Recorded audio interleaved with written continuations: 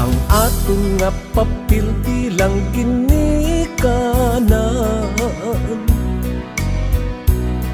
katamis ka pait na pasimpaladan.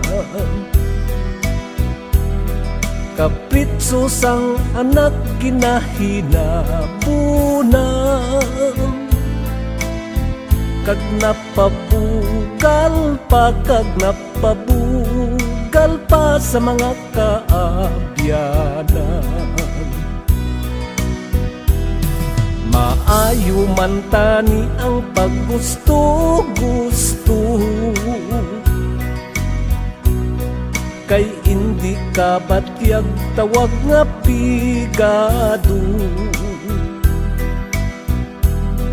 Apang kun mabuyo sa madamo nga bisyo,